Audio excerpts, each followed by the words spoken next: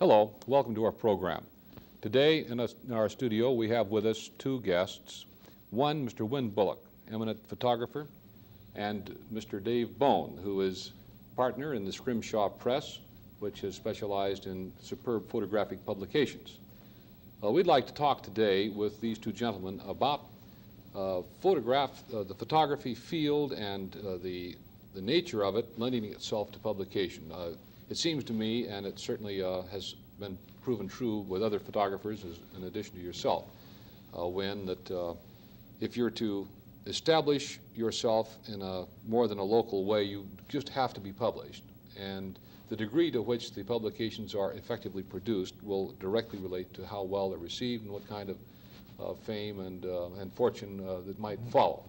I think it's an extremely important field, maybe the most important field. Yes, it seems to us that, of course, publication is the name of the game of photography. And we have with us on the table here several books, all of them related to you and to Mr. Bohn. The Widening Stream, which Wynn Bullock produced back in, I think, 1965, in which... well, Mr. Mack was a publisher and Peregrine Press. We have all kinds of problems with this, but there is one color shot, two color prints, color plates in this book, and they're beautifully done. Limited edition, and as you say, done with Mr. Richard Mack.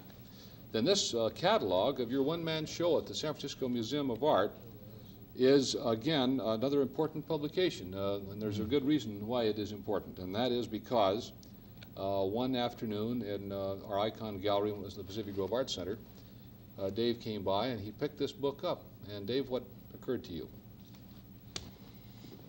Well, I took it home and that night was reading Barbara Bullock's text and wondered why a major publication had not been done on Wynn, and I walked to the telephone and called Wynn and told him I'd been thinking. I didn't tell him I'd only been thinking for 45 seconds, but anyway, I wanted to see him.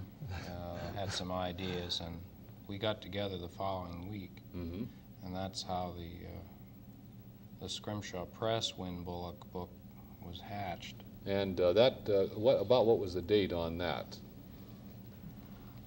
Mid-July or late July a year ago, 1970.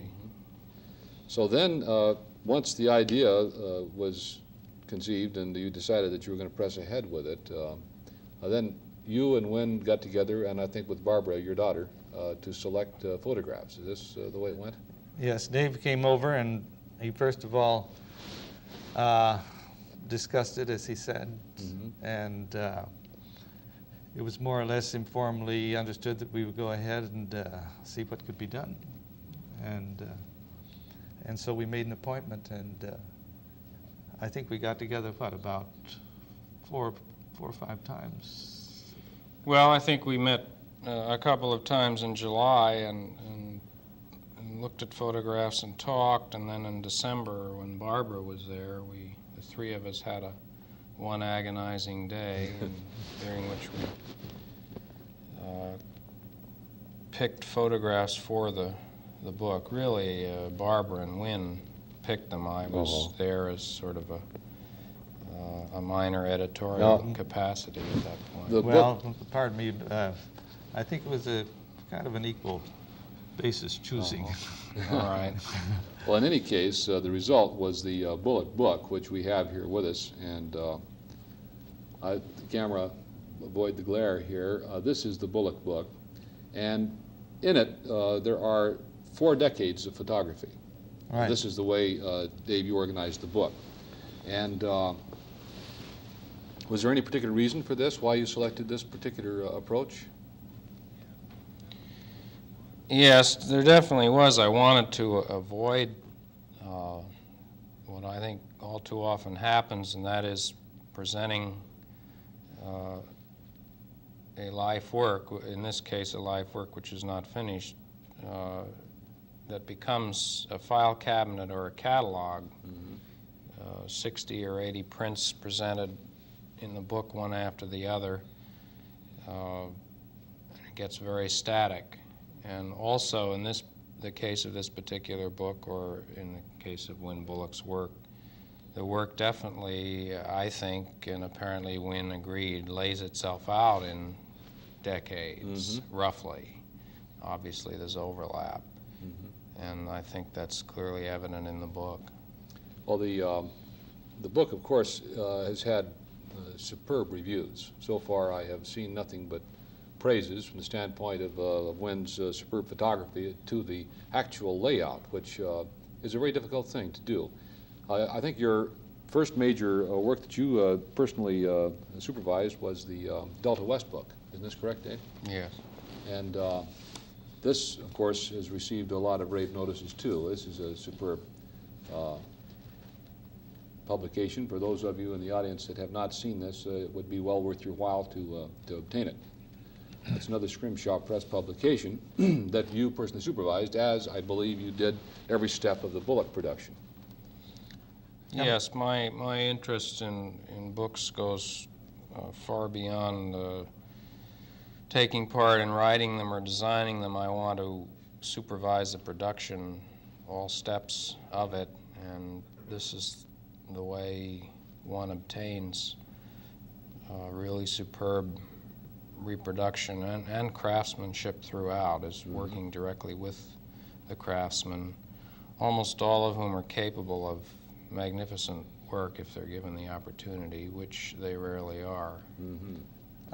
Coming back to an earlier remark that you made, the importance of books. Obviously, everyone knows books are important, but when it comes to books of this type, the great importance is that someone like Dave and the men that he was working with produce images that really approximate the quality of the original image. And in this case, or in any case of fine photography, that's extremely important, and that's what I think he's done. Well, I would have to agree with you. The reproductions in your book are superb and well worthy of all the effort that went into it.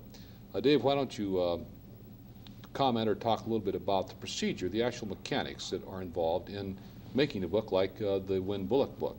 I think you have some of the roughs here that were actually used in the production of the book. Yeah, okay, Steve. After selecting the photographs, Barbara, Wynn, and myself, I took the original Wynn Bullock prints, which were mounted, most of them on large cards. I took them with me to Alaska, where I spent most of the winter holed up in 7 feet of snow, and there I laid out the book. I had access to a Glacier Bay Lodge, which is closed in the winter but maintained, that is, the heat is maintained by the Park Service. And I had plenty of space and absolute silence in which to lay out the book, and I used a dummy, 16 signatures,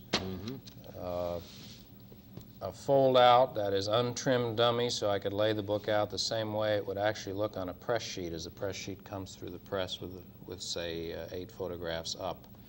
And then after returning from Glacier Bay, I showed it to Wynn and Barbara, and then we went on into the second phase of production, which was to lay out the text part of the dummy, which was going to be done on a different stock and going to be run letterpress in Santa Barbara, whereas the photographs were run offset in San Bruno. An example of that, this is a press sheet from the letterpress part of the book, the way it actually looks running through the press. In the case of the title page, we decided to run Wynn Bullock's name in a green ink, which would match, we hoped, the end sheet. And here is title page without Wynn Bullock's name, and then in the book, his name is run with green ink, a second pass through the press. Throughout the whole production process, for example, at H.S. Crocker in San Bruno, at a given time on the book, there are maybe 35 craftsmen working on it in all departments, black and white, stripping on camera, fold up, proofreading, and finally on the press. And Wynn Bullock came up for one day on the press, and the whole ball game is won or lost finally on the press with the pressmen. That's it. And the pressmen are the greatest Uh-huh. if you can work with them and leave them alone when necessary and make comments when necessary. And this is what you did do, obviously, because it worked very well. We have had, as I say, there's been excellent reviews, not only from the standpoint of Wynn's photography, which has been so well received, but also the superb reproductions. There are pages in here of prints that are so good that it's really quite unbelievable. You mean they're better than the originals? I heard Wynn make some comment to that point, but that's not quite right. Well, in certain cases, it is true that reproduction can improve certain pictures. And in other cases, of course, it's not true. Uh-huh. But it can be true. But the main thing was that there was a certain quality that was maintained throughout. Before we get tight on time, Steve, I want to say one thing, that in many cases, collaborations on books or anything else end up badly. Yes. And this collaboration, also Delta West with Roger Minnick, this collaboration ended up, I think, with everybody much better friends than they started. In other words, the whole collaboration, that is, among Barbara Bullock, Wynn Bullock, and myself, was definitely an inspired thing. Well, this we've all benefited from this. I can certainly agree to that too. It's been a wonderful experience. Somehow, in our time, it is extremely refreshing to run across a production where everybody did an excellent job, worked together well, and have it come off well. This really does make it very pleasant.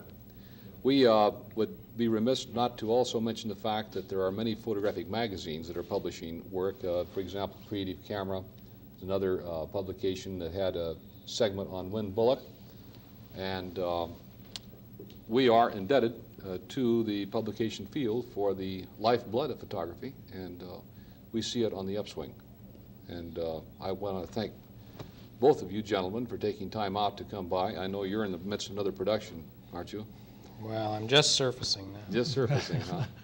And so the work continues, and Wynn is also doing new things, which we'll hopefully have you on the program with us to talk about again later on. I want to thank you for being with us, gentlemen. Thank you, Steve. And please join us again the next time we are on the air next week. Thank you.